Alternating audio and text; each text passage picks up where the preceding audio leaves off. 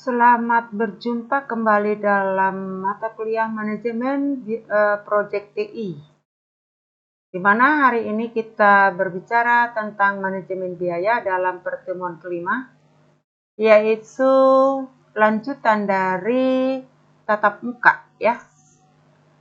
Di tatap muka kita sudah mempelajari tentang manajemen biaya mulai dari definisi, tujuan dan pentingnya manajemen biaya, proses-proses dalam manajemen biaya menurut PMBOK, dan bahkan sampai studi kasus tentang, kalau nggak salah kalian saya suruh membuat pengeluaran atau biaya-biaya yang kalian keluarkan selama KP, atau yang belum KP mungkin yang membuat project ya. Jadi biaya-biaya di sana kau paparkan semua, kemudian kalian kelompokkan berdasarkan ya kelompok-kelompok yang sama. Misalnya transportnya berapa kali dikelompokkan untuk transport berapa gitu ya. Atau mungkin ada di sana pembimbingan 1, 2, 3 berarti semuanya dikelompokkan pembimbingan berapa biayanya dan seterusnya. Oke. Sekarang yang mungkin saya sampaikan yang belum sempat ya waktu tatap muka, yaitu memperdalam tentang teknik-teknik dalam manajemen biaya.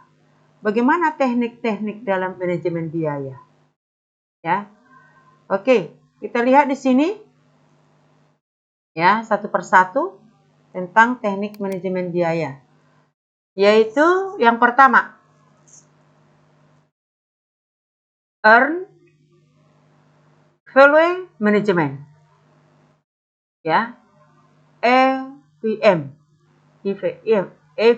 ya, yaitu teknik manajemen yang mengintegrasikan kinerja biaya dan jadwal untuk memberikan pandangan yang akurat tentang kemajuan proyek. Ini yang dikatakan dengan EVM ya. Kemudian nanti ya Earned Value ini ya adalah persentasi selesainya itu dikalikan dengan BAC. Jadi EVM ini dilakukan apa manfaatnya? Yaitu memungkinkan manajer proyek untuk mengidentifikasi dan mengatasi masalah biaya lebih awal. Artinya di sini dengan adanya EVM ini, si manajer proyek ini dapat membijaki nanti jika ada masalah-masalah yang sudah diidentifikasi atau masalah-masalah biaya yang sudah dipahami terlebih dahulu. Ya, sudah diketahui lebih awal. Sehingga proyek itu nanti ya tidak terkendala atau bisa berjalan dengan bagus. Karena apa? Karena sudah diketahui apa masalah yang dapat di awal bisa dibijaki untuk mengatasinya. Baik, yang kedua yaitu value engineering. Apa itu value engineering?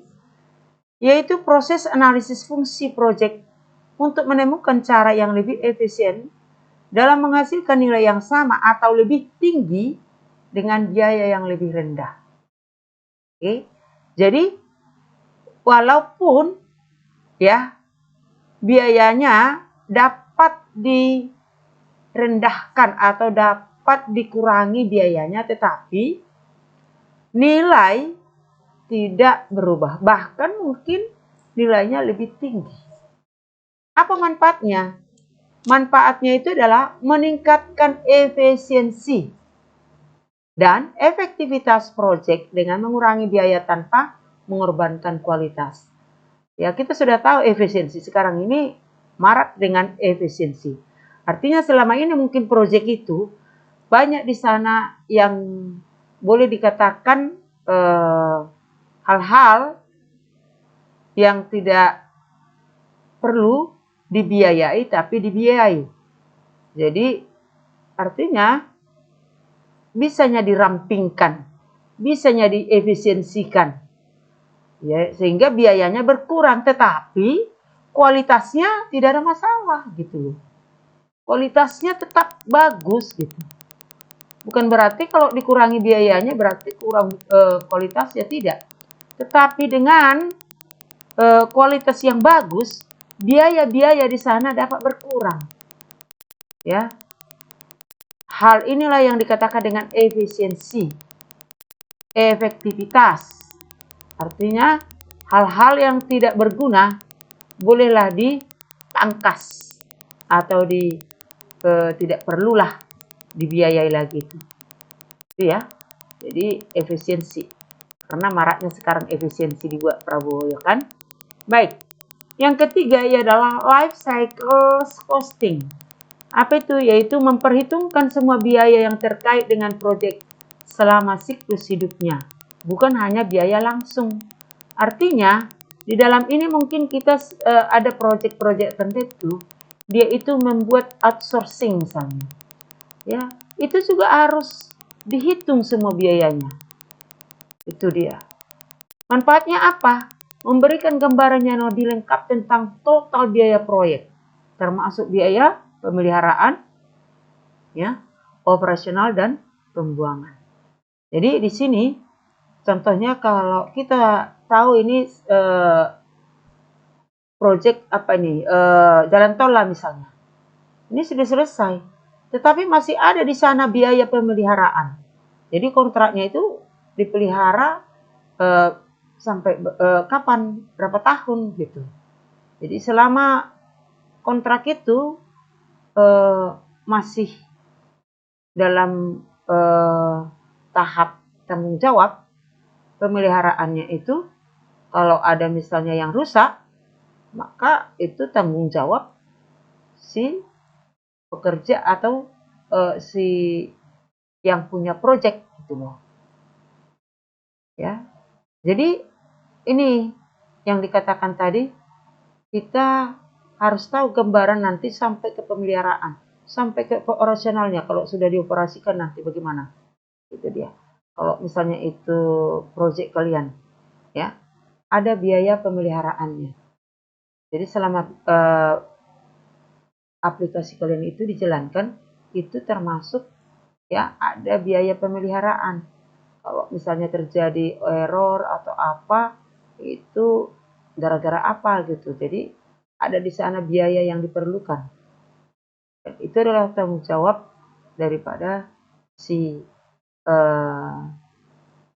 pekerja proyek tadi atau si pemborong proyek tadi. Oke, baik. Selanjutnya adalah contingency reserves dan manajemen reservis.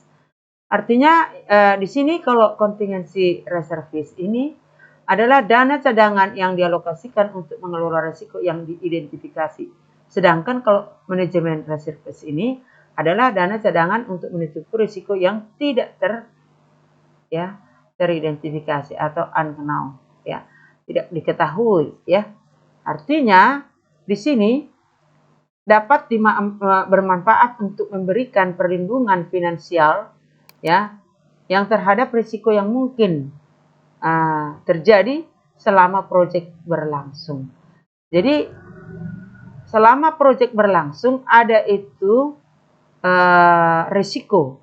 Risiko itu bisa teridentifikasi, ya, sebelumnya dan bisa juga tidak. Jadi ini semuanya harus dilindungi secara finansial. Itu makanya ada yang dikatakan dan